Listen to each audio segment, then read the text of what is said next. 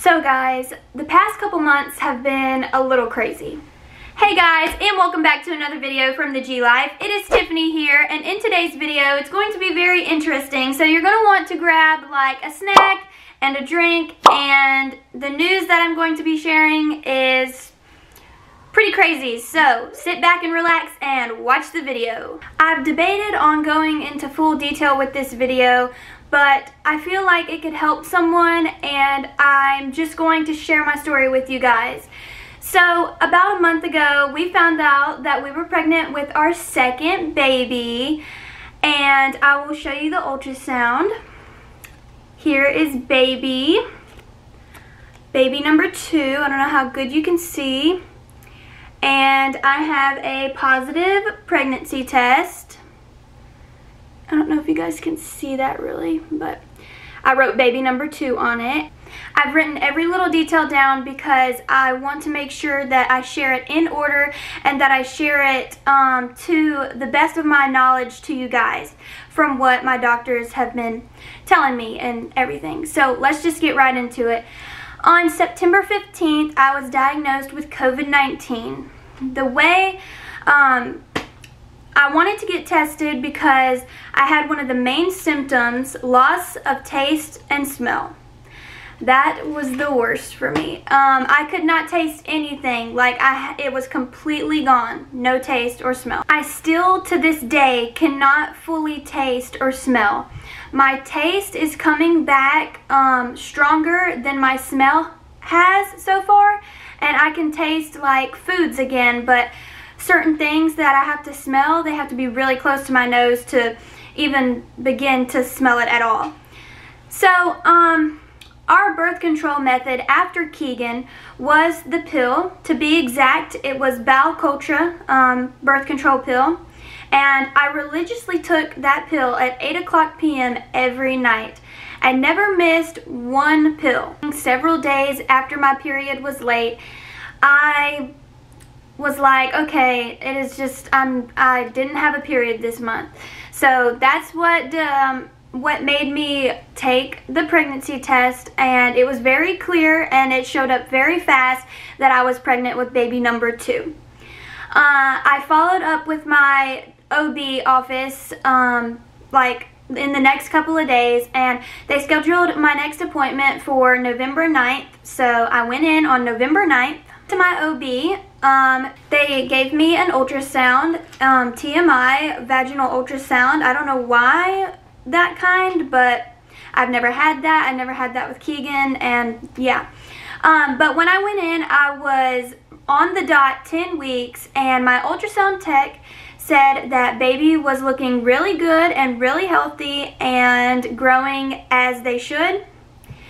After that, I was sent to like the little waiting room before you go see your actual doctor, and I went to see my actual doctor after that, and I had asked him, I said, now what caused this? And I told him, I was like, well, I know what caused it, but you know, I was on the pill and stuff, and he was just like, well, no birth control is 100% effective, and I knew that. And so yeah, that's what he said first off. But I'm looking at my notepad because, like I said, I don't want to forget anything. But here comes the interesting part. Now, this is the part that you're not going to want to miss, so make sure you're listening. So at the very end of our conversation, I did mention that I had COVID-19. He said that that could have very well weakened my liver and made my birth control pill less effective.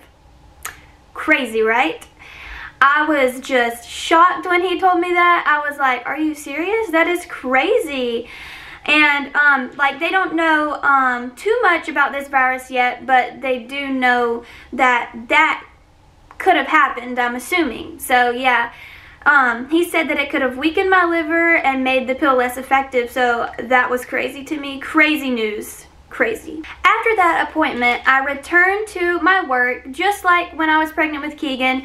I worked through my whole pregnancy, and anyways, I went back to work that next Tuesday, and I was coaching a class with my sister. If you don't know, I was a gym coach for 4 years, and I went back to coaching with my sister on the floor because she was helping me that night. And I looked over to her and I said that I needed to go to the bathroom because I felt something. And I went to the bathroom and I was bleeding.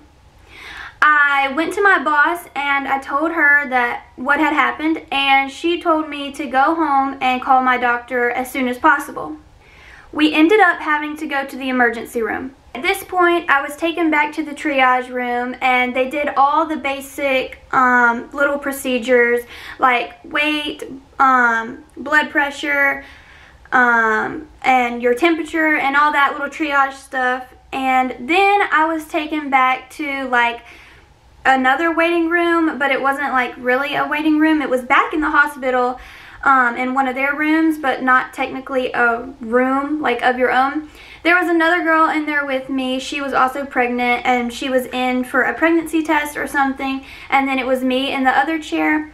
And in that room, a lady came in and took 4 tubes of my blood just to check my blood and stuff like that.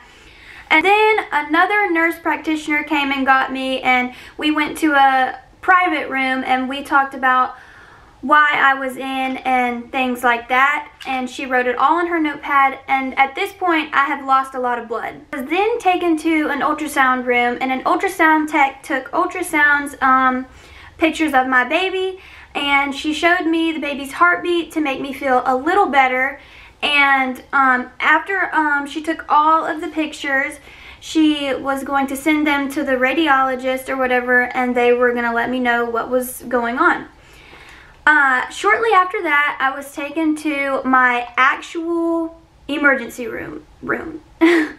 And there I had to have an IV, and that was a whole nother experience.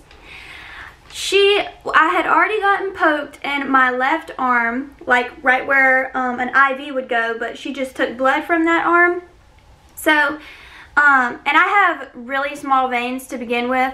So she was like, well, let's try this arm since you haven't been poked over here yet. So she tried this arm, and she kind of went up in my bicep area, and my vein blew. I have never had that happen before, but yeah. So I'll insert a picture of it because it was like a pretty bad bruise, and I kind of took the picture a little bit like days after, so it didn't look as bad as it did as one of the beginning days. But anyways, you'll get the gist. So I had it there, and so the vein blew, and she had to go to this arm again.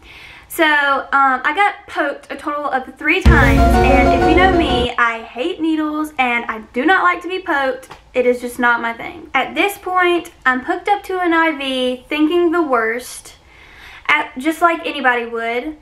At this point, my mom was able to come back to the room. Stupid COVID and all of that stuff was delaying my mom to be back with me. But, and of course, Dalton would have been there as well, but he was at work. He's a fireman, and it is what it is. But, so I was by myself thinking the worst. The nurse practitioner came back in, and she listed a number of things of what this could be, and miscarriage was on the list, and of course that didn't make me feel any better. After about an hour, they came back in with my results. I'll put the word on the screen, and I'll try to say it the best I can. I had a subchorionic hemorrhage. It is not good news, but it was better than some of the news that I could have gotten.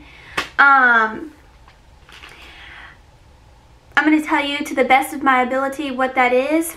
It is like blood that was surrounding my baby uterus, I think. Also, I'm not a doctor, so I don't really know, but they also told me that my uterus was like it was not straight. It had a curve in it or something. And yeah, everything was just whack. They told me I was on pelvic rest until my next appointment, which is December 7th, which is 3 days away now. And it'll be on Monday.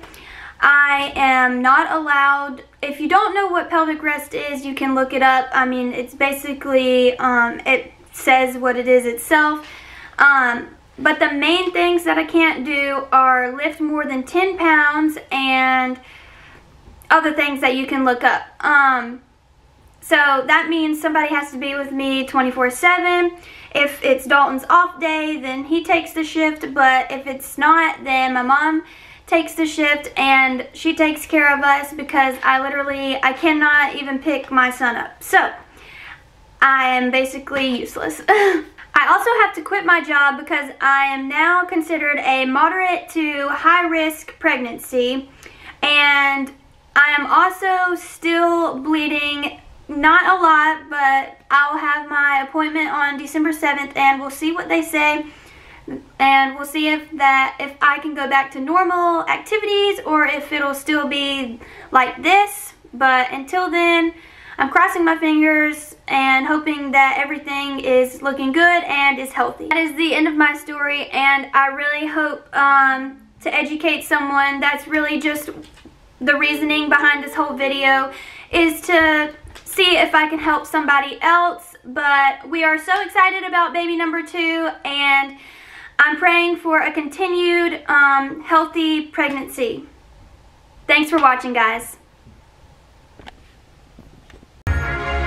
Somebody got